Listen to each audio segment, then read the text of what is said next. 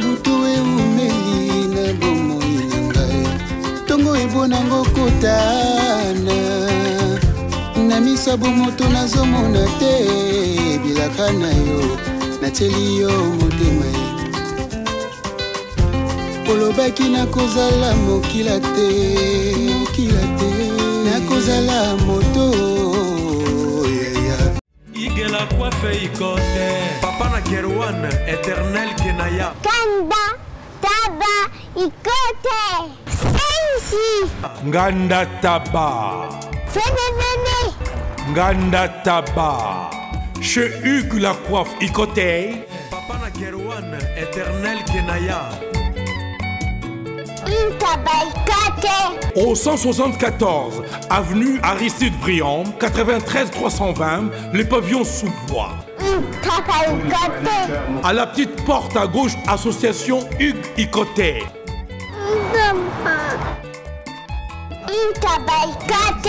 01 41 55 0000. Ntaba Ikoté. Descartes Construction et yeah! Fini l'inquiétude pour la réalisation de vos constructions de rêves en RDC au prix imbattable. Grâce à votre entreprise installée en RDC uniquement pour vous, spécialisée en construction, réfection, bâtiments, immeubles, vente de terrains, travaux publics avec les ingénieurs architectes qualifiés au prix incroyable. Descartes Construction est aussi spécialisée en luminosité des bâtiments et éclairage public, installation des systèmes d'alerte, intrusion pour des maisons et véhicules et tous d'autres services. Nous acceptons aussi les paiements par tranche au prix incroyable. Pas d'hésitation avec Descartes Construction. Vous ne serez jamais déçus. Pour tout contact, notre email est descartesconstruction@gmail.com. Notre numéro de contact plus 447 93 92 82 813 et appelez-nous pour Kinshasa plus 243 89 91 56 86 2. Descartes Construction à Tozana Mbongo Moké, opération Tongana RDC. L'agence d'export et d'import Michel Atlantic Shipping et yé bana ya Canada, bana ya USA, bomitungisa lisusuté. Pour tous vos achats et ventes de voitures, pièces de rechange et les accessoires possibles. Na koti na ba koli na bino na Kinshasa, bomitungisa penzate. Please, bakoya koza koli tinanda. Pour tout contact, benga Michel Lukadi. Plus 1 508 371 60 43 USA na Canada. Pour la Kinshasa, benga na plus 243 89 551 30 38. Michelo Atlantic Shipping. Yaboye. Bazuwapi. Raph Ngindou, félicitations pour la promotion, c'est la rapport d'artiste. Que Dieu te bénisse. À qu'on n'ait pas demandé, il n'y a rien en face.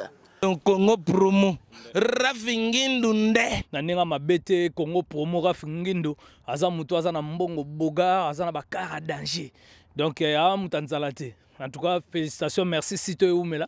Raph Ngindou, le présentateur la force créative Congo promo. Boroto, ça la force militaire na Congo promo. Et faites comme moi, allez voir Congo promo tv5.com. Donc au nom de Jésus-Christ, nous bénissons le Congo promo. Avec Raph Ngindou, Congo promo ne tombera jamais. Piccolo Congo promo nde. Ouais, balobi Raph Ngindou.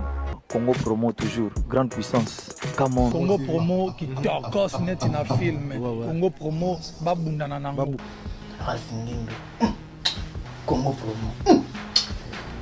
What a plus, what a nabi boss là.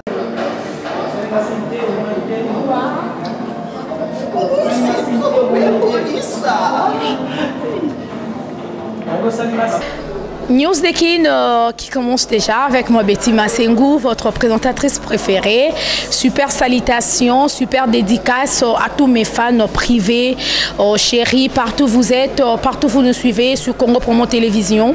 Bienvenue dans ce nouveau numéro de votre émission préférée. Salutations déjà à Jean Bilon, papa d'agence Mine, merci pour les images mon frère. Salutations à papa Dav Mouba Mali, papa de Joyce Davline, Serge Piana, notre cordon. Salutations à vous et big salutations mon boss que j'aime bien, l'ingénieur Raf Ngindou, notre papa depuis les États-Unis. Salutations aussi à ma petite sœur chérie Staï Dibenecha. Donc moi la mère Staï Dibenecha, de gros bisous à vous. Et je pense aussi à ma maman chérie, maman Kati Bakissa, champion KM depuis Kenya, Blaise Kava Igwe depuis Kenya. De gros bisous à ma belle, la joie Mado Pichuna, beauté plus l'argent égale la joie Mado Pichuna. Aujourd'hui je reçois pour vous Tantine Brenda. Donc, Babi, la comédienne du moment. Donc, Mouto, waouh, c'est dimanche. Waouh, c'est dimanche. Bonjour. Voilà, c'est l'ambiance de l'émission. En tout cas, là, c'est fait la race négative. Waouh, donc, c'est fait ça fort. Salutations, bonne santé, Tantine Brenda. Kitoko Betty Massengou komono bwena krakango lisu ya dega ya talaka yo mwasi kitoko wapi moko kananga kate D'ailleurs les kinonga na kitoko non au monde des abwe biso basi nde tolinga vérité te mabe na biso ngo wana c'est normal là je ne sais pas comment je vais dire mon Dieu oh non dans l'émission dont on va vraiment on se gare à ton sous on sait parce que la comédienne moko en tout cas waouh donc elle est waouh donc Tantine Brenda on va dire dans théâtre quand et puis dans groupe né nga na tamboli na ba troupe moi mingi mais na boyo tanga ba troupe wana surtout pour na fula bango pongane na bona luka na ngai olia maloba na luka ngo tenza mapimela makasa kinela ne mona 10 personnes sakana on a mela 85 motola ba sola ba formation sur ta kene bunde bakaba bango biso ba steto nga vérité te mapina biso ngwana yaya mama boti biso ka basi misa tout toi botinga ko supporter boté nga ta fasinga terrasse bito linga papa na ndeni nyango yo mo ba réalité wana mususu na zwa yaya nzambe ka yebi mais ba o ba ibna lekala ba troupe na bona pi ba o kambote na zana na rankina mutute depuis année nini pardon na bandiango na 99 ouais bon vous allez likambupe ya temps ngonga so e beti nzambe mo bikanda sala makamne pon bible bitomi kitalo kwa fufuna nzungu e katelinde tombola biso tomi kitalo kwa fufuna nzungu e katelinde tombola biso en tout cas mais obike mingi baloba que bino nyonso ba PD au bo bandi théâtre bolanda la duchesse je sais pas la duchesse na idole na bino net yo idole na la duchesse Olanda la duchesse ene makola Jésus to landaka nga ba idole nanga zanga moko za yete inspiration nanga utepa nanga moko tu vois so mona ngande na zabwe la duchesse makola Jésus te pour bolande ya nandeni nango nanu bible bi femme sage bâtit sa maison yango moni ngane na bodo na kolanda yete banda loti lobi poze lo tepa nangai yo azana ba yenga pena na ba kibongai ba o ba yebi nga ba yebi bon nada waouh c'est un peu bizarre alors non Balusinga mtema koloba sumaka mbokiele te sikanga azali c'est un peu bizarre. Bon, il y a la duchesse, il peut sous nada un peu bizarre comment ça parce que lui bon la duchesse na ba nada ba ni moi liboso na bino. Mingi ya lobezate bazwinga biloko tala. Bana no préparer bango ba oyiba na fuli bango na bilo na ngebele donc tina Hollanda bango ezate bango ne ba Hollanda ngai Tantine Brenda parce que je suis grande devant les grands car la grandeur me fait grandir parmi les grands.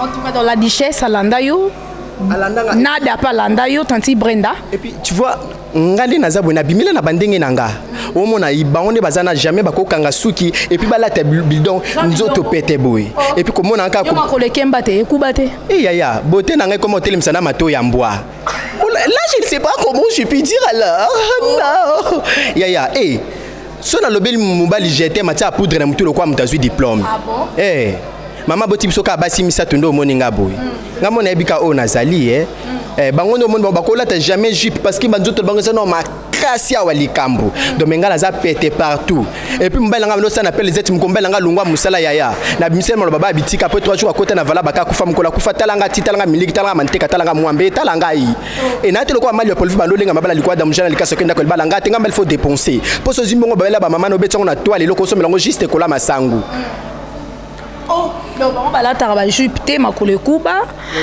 Bon ba kanga ba suki boité. Yo ne no bi ke ba on makole kuba. Pour on appelle la richesse un là taraba kola. Même pe na da beta mon ba jipa mi kuse ba nini ba kilote wana mi kuse wana.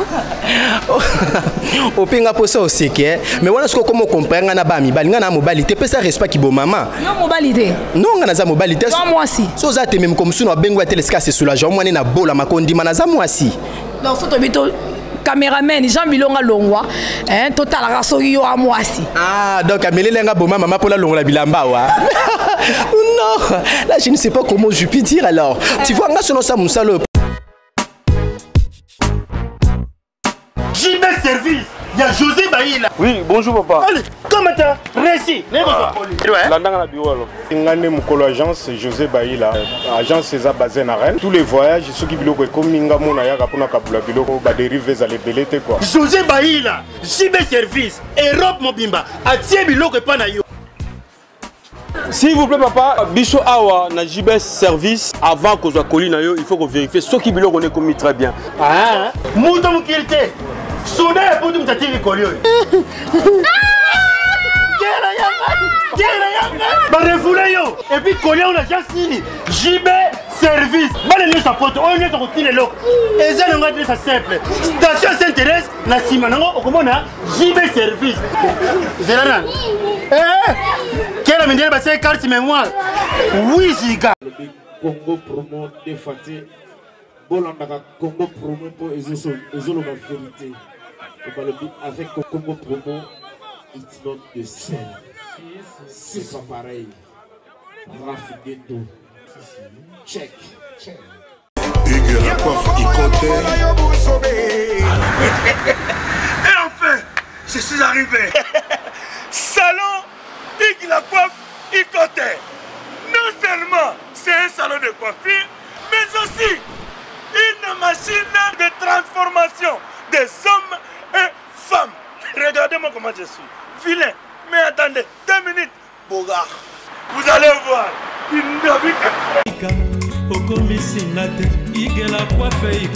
Hugues la coiffe Ikoté.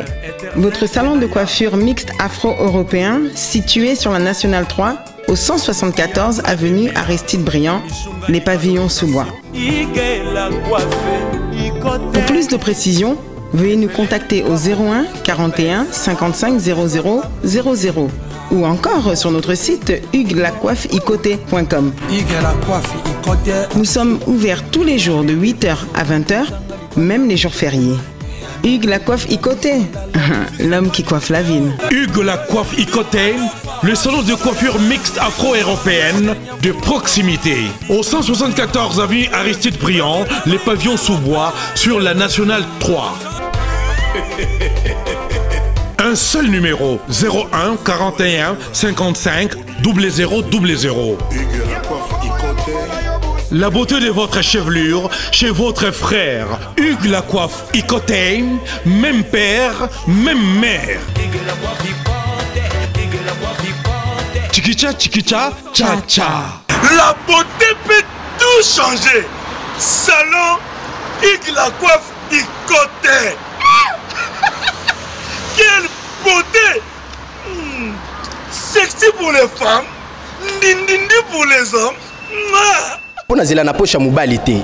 Ozo mona zela na poche mbate po babi moi ça tonga mboka te matamu komote basimisa mo simbela maso ndeka na courageuse bosimisa mbela maso moya kutanda ko étage awati. La différence il y a une bango eza par rapport ya musala par rapport ya nini différence ya ngana bango eza par rapport ya musala et puis donc bazoye ba o bazo sala te bango bakotisa ngo trop bêtise bakotisa ngo na makambo ebele o yebi bango moko mais ngale no sa musala nga ba inspiration nga uté pa nzambe ozomona ba inspiration nga uté pa nzambe parce que nalinga komi tombola te lokwa loso atola yango vers moko tele yango vi minzungu mais mi kitela lokwa ndundo ko 504 mipiko mena sali tala moi mukie a c'est un peu ça. Et bah, il baby ça mœurs, bilan de beaucoup ici qui pédé et comme il quoi et comme au top hein et comme vraiment à la une presque bah pédé bah comme ébélé na ba famille na ba bandaku na ba venu na ba commune na mboka surtout à partir na bino. Bozo éduquer sous mœurs té, bozo sous ba éducateur à mœurs té. Bo comme no ko ma mœurs. À partir na biso ba banane. Bino bo sa musala oyo. Tu vois biso to éduka kamans. peut-être sotel na ba pièce o nga na jouaka na ko banda rôle na bandi boy na suka na nga il faut suki la nga mabe pour éduquer bateau bazala banda ko non oh boyeza mabe boyeza mabe c'est un peu ça. Voilà. Aujourd'hui on a groupe ni nga na ebisa ki yote na ba don naza pour le moment tout le monde oza okene koto zonga konoke donc oza na groupe fixé Tantine Brenda pour nani. Pour le moment, on a concentré sur ma caméra. Donc, on a préparé ma gag déjà Zali bientôt là. Et pas maman à Betty Bomo, on a amené au Salama. Dans un groupe, on a géré, on a kamba bango. Donc, on a un groupe, on a géré, on a déjà. Ma gag, on a kotsa partout dans le monde. Mais au côté, il y a deux comédiennes qui jouent bien sur le taliban. Ce qui Tantine Brenda za awa a sapé na ba adversaire nae on a banga rapé de loin et quoi ça banane ma comédienne parce que pour yo comédienne non yo boy na oboza wa mobilité zo moi si so to bengo na comédienne na za moi si na za mobilité ya na za moi si mais to monyo pe na mabelité hein oza pe complexé ko za mabele mnende kilengto kam kesu kal pipi la mabudi zo mbali no ki mandako oh ah mais oui alors ndeni pardon ngana ba technique ebi mibali obo la obala bebi libanda ndeto sala bango yanga fuka misa bango c'est yoza ujana na uja président ba ujana association of soutien ndenga ye président Saba Oudjana. John Lubila l'exceptionnel. Marambo beti ba sengwa lugara l'américain John Lubila na 4 États-Unis donc non c'est rapport dans un sengo talrara na embeli bino Tantine Brenda ya bia la présidente ya ba Oudjana. William Afoso grand pétrolier na kata Luanda wana balobi mon côté moi na maman Henriette Kaji moi na maman Henriette na Luanda wana William Afoso grand pétrolier quand on est au solo là qui fin du mois en haut ça la bien t'as la fondation Betty donc fondation BM Kalate to qui remettre le sous bilo qu'on a orphelin donc bien comme ma belle la joie ma de Pichou dans la carte à France nzamba pambolo banda lelo ti lobby beauté plus l'argent on a bien comme boko banque pour yo zara mundele so lobby lelo lobby muto sepeli quoi surtout Betty Masengu donc azara toujours au CP là. Merci beaucoup en tout cas je suis avec mon invité Tantine Brenda donc il y a lobby différence eza ebele na ba o na mususu na ba jouara donc pour ba lo quoi été on est point de vue naie jamais to ko en vouloir mais eza le romoko o nangana tout nayo je pense bien na tout nyango mais au répondre ngate na question ana la richesse ça wana nada zali osu pe susu pede musu na mona ajwa na groupe ni soki na groupe ni na wana na mususu pe o ajwa ka ba groupe ça mo ebele mais tant o mona ka bango mutu ni de loin de ja yo moko mona ka ozana moko banga so ba tebino na scène em super ko gagner na fara mutonga ko banga azate ponga mona na trop sir na oyanga parce que na ebi onga mona zali omoni o nyoso bangwana abalega na banzana abaleka te na bandoto na so baleki franchement non pas muka ozo comprendre c'est un peu ça non mona kututé elo monte on dit comédien ou comédienne nini comédien ou comédienne ya liboso na ndima nga mo Tantine Brenda ya mibale na ndima ka comédien vie de loin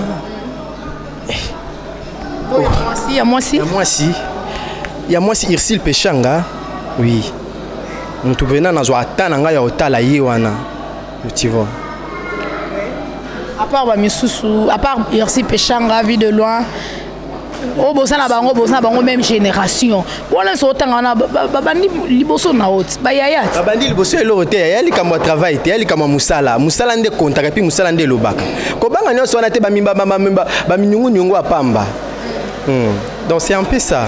Nous sommes au moins en live, en pleine émission. Donc, pour Batouba, donc, serrez vos ceintures parce que bientôt nous allons décoller avec Tantine Brenda. Dans la minute, Simba déjà pandi pour pandi na yo ezo bukana na roseka. Voilà, Tantine Brenda na tikelo quelques minutes en pleine émission, c'est pelisa na tangelo ba prêtre. On se c'est pesi bango codé. C'est pelisa monta liboso John Lubila l'exceptionnel, l'américain depuis les États-Unis. C'est pelisa la joie Mado Pichuna, beauté plus l'argent na France et la joie Mado Pichuna moi c'est kitoko et puis moi c'est mbongo. C'est pelisa William Afoso, grand pétrolier lié na Luanda na compagnie à Sonangol. Sepeli sa champion Kayembe no bana na Kenya. Sepeli sa Blaise Kava Igwe na Kenya. Sepeli sa mama Emily Nzemba. Mama ya Likelemba munene na kata London. Moi si papa tous pepele ambeto. Le monka batona na tangi bango. Tango sepeli sa bango panze bukani kode mbala moko. Voilà, natike le micro, o sepeli sa ba fan o balingara Tantine Brenda. Oui, merci. Ya liboso na koye manze mo et rappelanga ba choc vraiment hein. Bakoye besanga balobio bolingo ezali na sukate onatika e nalembi yo kadia ba tsawa mama leno kanze mwana na résumé makambo ebele vraiment hein parce que nde nazabwe mama boti biso ka basimisatu et puis l'air mama boti biso basimisatu mwana apesa mama sentiment ezanga yo komi l'accès ko inventé te et puis c'était ming na obete pa maman lelo oti ko condamner bana o bana lelo babanga su bibembe te za faute bana lelo te parce que bibemba ya lelo e bemba lali aso benda bena sterkei mais bibemba kala yaya e bemba lali lokolo benda aspat enzen kitendi bakangia batije kote ba telemisia mwana opusa neni zwa katalfa ki mandala la zwa siko sterkei titi kwala zwa da liboko ba simbise gilette mutabomi olandai biloko bongo tu vois ngapena makambo kala so babina zonga kuna lobaka pona balibala po malibala ezana moins cher à part damjana likasu mutakenda kwa libala et puis deuxième chose et ba mama kala bando bonde la bala mabe ba mama kala bando bonde la bana vraiment mabe maman bonde la mona lokola otine imitation mais le comment maman bonde la mona ka fi dodo mon bébé dodo mais kala ezala bongo te kala ezala comme maman na bonde la mona ka bébé musongange na boala ba mibi bobe ibaka na technique maman bonde la mona c'est mi ba iba na technique olo na nini na vie à mwana tu vois donc c'est un peu ça et puis il y a quelque chose grave comme Musinga tous allez l'église to prier ko prier to monde ka tata moko aye ya mungala alobi non première fois na sambela mais faut na kota na yoka ba prier kandenge ni pona nazala na moi idée papa na koti l'église taka biso pe basi ko prier waouh c'est une bonne chose c'est trop police papa na kota koti ba yoka bunga kuna na boaki Seigneur c'est toi l'agneau immolé oh l'agneau immolé si ka weza mwana memet ayoka mususa boaki oh le lion de la tribu de Juda alobi oh si wane zarion c'est que kolongo bakumisa keda bakomba banyama ya papa kamati tiens la patte de fa dans la forêt équatoriale tiens la caméra qui boule puis qui change les couleurs ozali kakwa mukolo akufa kana mbumane na munoko osali baba bude maloba mena ko fongoli ya yemo noko lokola vola komela makuti express ko de karabiso batozo adorer kombo na yo liboma na ye nyama to mitale to bi papa likamna bilungwa kuna yango satelo ori satake la par kakena diare na mbasuni su satakeli mais to continue l'équation directement na bimi l'église wana balobi tantil brenda na onyo so salami adoration yoko yemba po ezongisa batuna temps yaya na luki adoration taka biso basi na luki adoration yaya na tombe ka wana sika la bamba maki bana nzamba alléluia amen no yimbela nzambela kanti moko vraiment wa batu yemba et yaya na telemi Jésus élégance, oh oui, sembe nanzoto, c'est bon, loko la milike yaya. Ba comment c'est quand pesi na ngaka na ko pesi kana na bimi na bino kota so église ote. Ko ke no ke data ka libo mama bo lamba penzako na nzungwa propre. Bien habillé. Azo tsape baba kidi ba mungwa. Mais lekeli batu la tala batu ple batondi ba otali bo mama. Oh, comment libo azo lamba bien boy. Batu ba pusani bazo kamo. Bata boye. Liboma mususu awuti boy. Azo kita na tala kolia kifunda. Balobi oh, muninga yo azo lamba yo bakoli boni babenge babi papa tala muninga yo azo lamba yo ka bakoli. Ya mutalibo matali. Bino ba okotele bino ba musalo ndambo ya bandi yango sikat moi mayelo auti nango epala bango ezana mbozi lesila ko mamba ki funda ko leko nga na memi merci bala poto maboko donc bobetata maboko bato wala ça pour modèle la comédie oh non waouh c'est génial oh qu'est-ce que j'ai fait pour voir cette bêtise avec mon mari non et puis mobile moi saka nanga et bien abonika la bitatil Brenda ça va toi on a linga kominga kuna kasi aza msala malamu na bi oh moi aussi je suis tellement flattée non comme na tuni au sala wapi non comme on nga za pompier la bi nini ta mère t'a pite, regarde ta grosse bouche comme un lion. Na bandi okatele mangala bala bitika nembo etalanga. Mobalo za mbongo te na ya olanda na likamnini. Ngande na fongoli so felinaire ya mbaka mibali bazangi mbongo. Eh, pas jusque là. Yo lingara mibala mbongo. Et anga sambongo mobulu même Jézabi racheter le temps. Maria likolo zanga bifière. Yo na suka na menisier. Asuka na menisier likolo zanga bifière.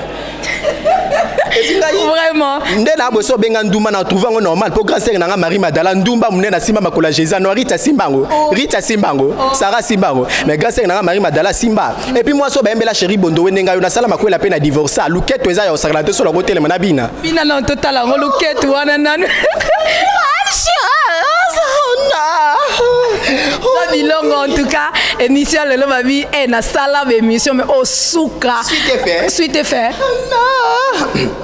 Phénomène yazali somo mabete kitoko te lipasa zali te mobala lenge phénomène na motema boye libala tena yazali solo ebonga ekokoma na mungu alinga kifelo akufa kizengi yaya talaka luketo aboye na ko balukane na banga mibala bat baya ko ya baya landanga te so za balukisa la pia numéro la rate po ya mimisa ngam ah bon yo za ngo pendo ba benga ya mwana mama mungala ya boye ba peda na bazwango ouais là c'est indisposé pardon la coquille souti Pimo ako biniza la pema vraiment et puis ngando bina la ba majorité et puis to sala ba diani na bomwana nga sakala la ba diani bando tanga ka diani bando tanga diani yango na zo ela ya obina wana Inspiration nyosone utara wapi Inspiration Inspiration utaye pa kolot po baloba ngo bien yango lo comparer nga na bango na ndo ebiso ne bandeli moto na moto ekomamande mo mezelo moto ekende moto epela moto nda otambola tokoza na biso ebele na bango mais biso no sotoza ndenge moto mutamda na inspiration na ye wa sikoyo oza cimenterie ya béton te nani yanga oh ça c'est mon popote laisse mon popote moi non c'est une belle chose oh popote et puis bango basimana ba osela bifière mukolo kibe bunga ba osala marche kibe bunga bango ba osala marche d'ailleurs ça la cube te tenga pe na bité ba sala cube na bika mukolo kibe bunga ba osala marche soko ba te ba osala marche po ba lambela kango to ba sali la kango ça c'est mon popote moi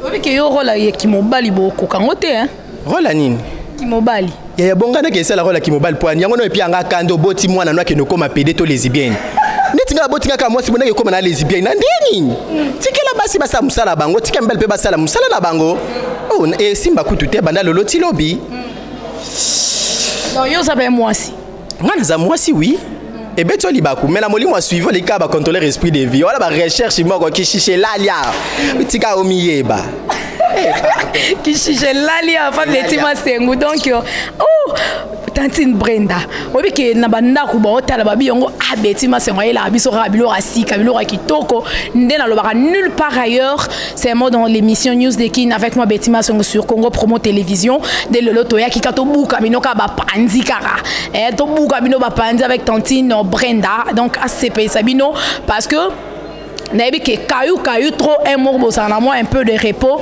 il faut ce que ça a un peu na joie hein to me babino gaieté to me babino joie et l'on labino ba stress avec tantine Brenda surtout na ba fan o bolingara Betima Sengu News de Kin tantine Brenda obi ke bande ko Hollande biso ndengo tala ba groupe théâtral nde ba jouaka groupe ni so talo mon que non soki peda za wana te et simba te faut ka pede azala et puis ba groupe ni oyo jishaka bon que non ba sala musala bango bien ba groupe o ba sala musala bango bien ah bon wana za selonga pour munga ko kanisa ndenge na mutu musupa kanisa na ndenge na ye l'air na ba bebe tsala ba tu musuma ba kute ke non ndenge atangi ka bwe bango ko to atangi bango te po eza nango foti na ngate yaya esobe elombe Gabana. Oui, na Gabana. Nasuki nanga na pardon. Donc on est encore selon yo hein. On est selon gai. Ba tu travailler ba sala musala bango très bien bango wana. Eux penda ba kotanga bango wana. Si on a ba comédien ni oyo mona que bo jouer bino mbalé na scène hein donc pièce wana est cartonné. Donc fara pe ba retourna comédien ni. Bon on est na boye Kalunga.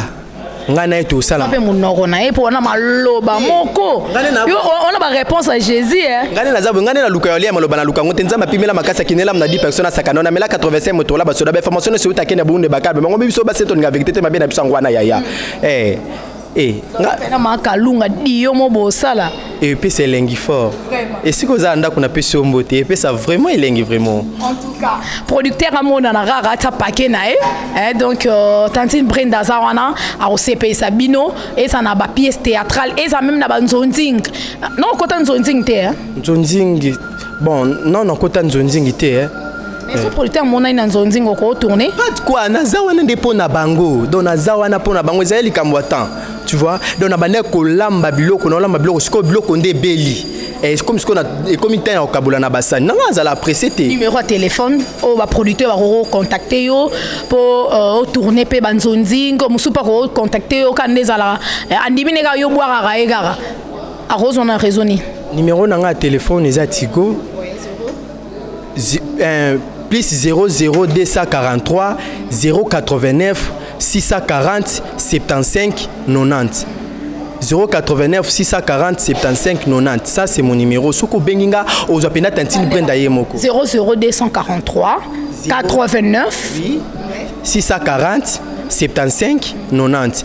Dans le comme blona bandela bandelo nire toza na kana école yo simbelinga biki na tanga bo likambute na bandeli kaka. Voilà. En tout cas Tantine Brenda pesi numéro na e pour na batunyo so besoin a besoin ya ko produire surtout ba producteur hein au bwana mbongo na bino besoin pas sala nzonzing abia za na e prête a ko sala nzonzi bo ko sepela pour na minute ene temps na e ande tolobara laisser le temps au temps et mutu na mutu pa na ngonga na e o za ngonga ya Tantine Brenda donc pour ACP ça ba o balingaka comédie ba o balingaka théâtre congolais voilà Tantine Brenda car en ambiance wana ya émission c'est pelisa susu mutu moko lingako mingi obi komone bato balinganga bato maquillage ok oh non c'est une chose j'ai mis ma malumalu donc yena kobo sana été takanda maquillage kitoko j'ai mis ma malumalu yaya taka biso basi moi si toza flair donc il faut que ça yango na mona ba maman misusu na nzela balia likele mboko ne moko beta e awa pressa nini garder silence kola bundela yo tindeka balobaka. C'est un Pélissaï, c'est Pélissa John Loubila l'exceptionnel. John Loubila. Oh, salut John Loubila. Non. Oh, excuse-moi vraiment. Merci à trop famille Kapumba nyonso na bosse. Oh, tu l'as été à Mobala bateau hein. Non. Ngane ba kominga maison loyer comme sonner lukela ba locataire à mibal. C'est Pélissa la joie moi de Pichuna. Boire Poye, voilà mon délai en France. Ah, l'argent de Pichuna, merci vraiment. Hein. Oh, je suis tellement flattée. Hein. Merci. Bon, na boaki. Bolimbi sanga vraiment taka biso basi tozabata ba caprice belé belé. Ça peut être maman, tika biso to fanda. Au trafic d'influence. Kaka boye kokana, yebi mbali bona tamusa ba mitu pona lukangai. Eh nga mobali soza mbongo te na banzana ko lekatela banoto na solo ki franchement na pas muka. Ya. Mwana sema comme tina niveau lukanga alinga nga poso mutasaka na benga bwa kanzika mutapasuka mutu. Menga muka na otala se.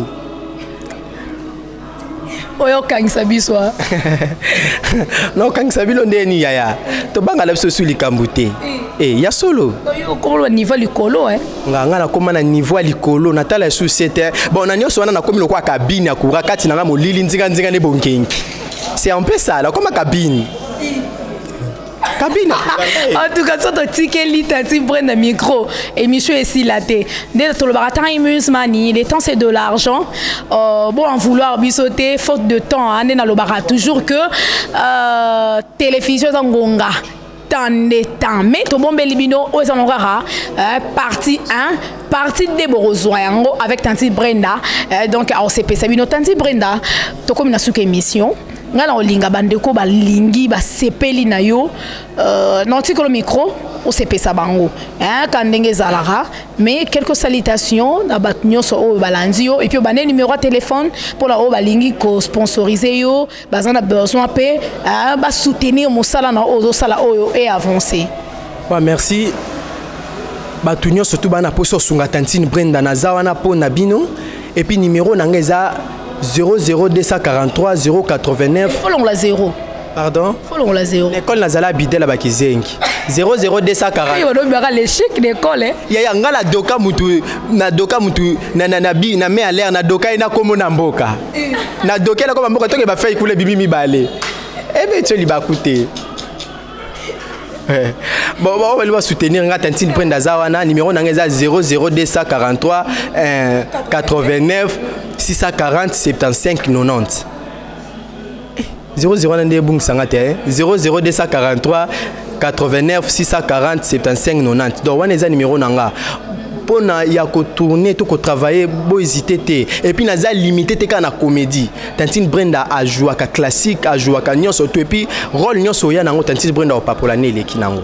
C'est un peu ça. Et puis dans ma part je salue un Patrick Kapumba, Simao Kapumba, grâce Ngina depuis Angola dans na pam na batunyo surtout bolinga Tantine Brenda et puis bozwa ki tan kolanda Tantine Brenda a pesibino vraiment ba mbote na bato nyo surtout ba sila circe o bo luka bolande la Tantine Brenda yaya na pie bino peka mbote bato on ba sila succès à suivre Bolanda ba la duchesse ba nada soko bo benga ba ki ba sila succès ba bilo tenga so ba tsebiso na bango ba oteka biso na batie na vitrine ba oteka biso nga ba so après des heures d'état bango ba ko beta 20 ans la vitrine na somba bango ndeni et puis beauté na so za buka nga za buka le porter nga za buka Kongo mobimba bango beauté na so za buka nga za buka ba jovi c'est amikanda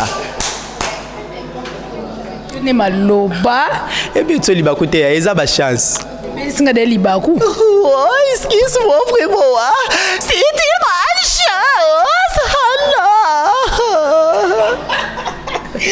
Vraiment, en tout cas, merci beaucoup Tantine Brenda. Mais au moins c'est le crime au bois. Ce que tu fais là, c'est trop police. On est à bakri nanga moko boyi bala bilo angote. Boko kapete po ba nia so salama. C'est une bonne chance. Mon Dieu, qu'est-ce que j'ai fait pour faire cette bêtise avec mon mari? Et puis moi saka nanga bosana kenga na papa na mwana ministre. Et puis quand tout le monde na benga papa kuka. Na benga kuka swali la kuka bina ba faire la bagarre avec la femme du ministre et te ya bangolio so balapa. C'est un peu. Moi ministre. Yeah. Merci Tantine Brenda, nous sommes à la fin. Maintenant linga oyemba sou mwanze omkel pour tout ce qui se kona kota comédie, surtout c'est kazu kota oyemba. Mwanze mo oyemba na ba fier wana.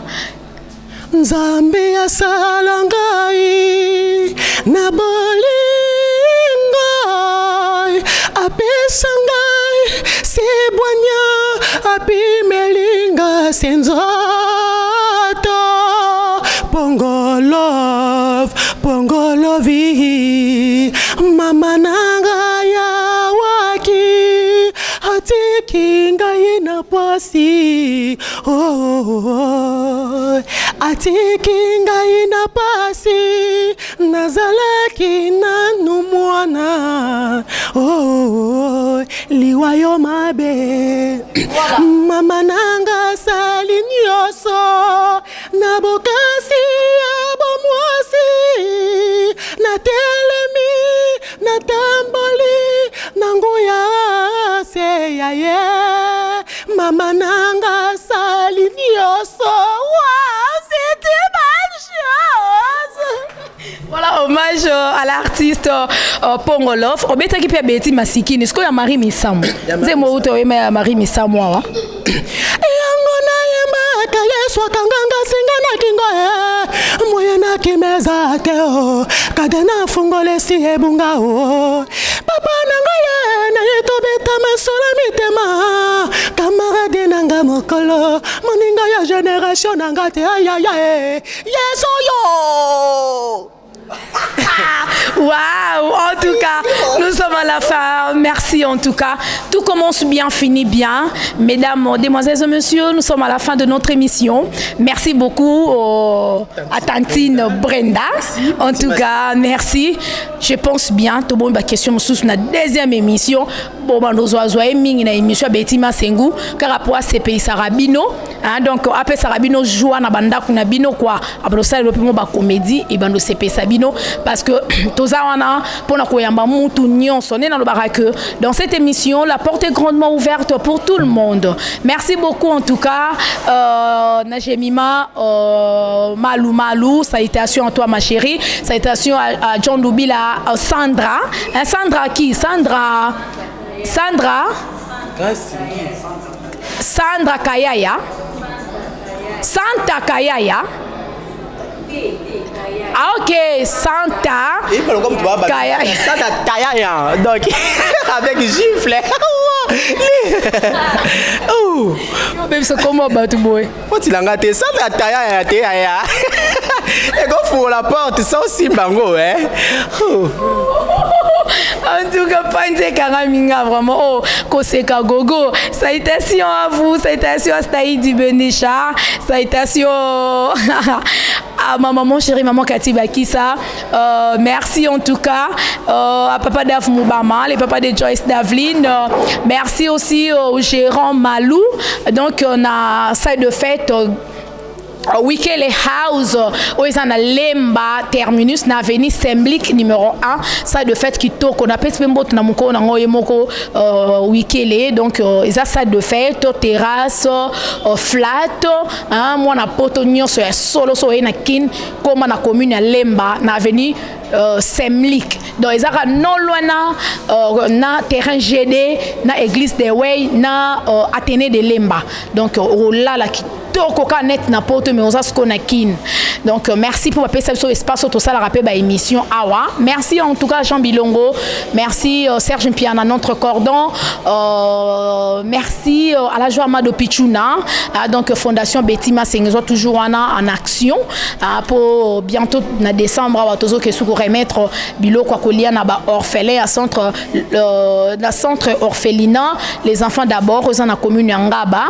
Merci en tout cas on se soutenir biso de loin ou de près na prière na conseil surtout pe na finance na bino on soit le beaucoup abimisi à contribuer nzamba osanga te kozong c'est mingi la joie de Pichuna mame Milinze mba contribuer au ça la bien John Lubila l'exceptionnel américain Tarayo donc j'ai confiance William Afoso grand pétrolier na loi na wana kande to solo la qui donc au ça la bien makasi fondation Betima si on a besoin soutien na bino et champion Kayembe na Kenya Nzamba Pambolo abatela yo mingi Igwe 3 fois Igwe Blaise Kava na kata Kenya wana donc merci beaucoup parce que bosa est belé Rolanda Biso et pour finir pour couronner les tout big merci à mon boss que j'aime bien l'ingénieur Rafingin de notre papa depuis les États-Unis. Moi Betty Massing je vous quitte déjà et je vous souhaite beaucoup de bonnes choses. D'ici là portez-vous bien, on se retrouve pour un prochain numéro à la semaine prochaine mais je vous laisse avec tantine Brenda. Jean Bilon wana to rotel manabiso ACP sa bango Tati Brenda, merci pour l'invitation, surtout d'avoir accepté notre invitation. Prochainement, tu vas sous deuxième émission pour se payer ça. Fan tout balingara, Tati Brenda. Merci vraiment. Ouais. Merci. Bye. Bye bye. Voilà, c'est payé ça.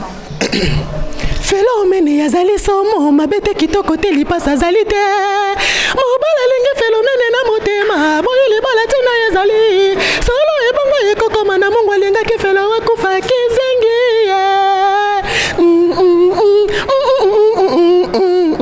losambo na losambo esoki na malembe obanzi na sambo nzoto finginga bato mingi basekio motema na yo ekosuwa phénomène ke basusu basi soulagé.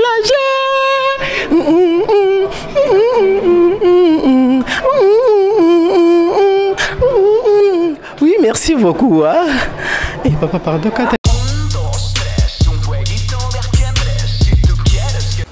Bonjour à tous, vous êtes sur Congo Promo.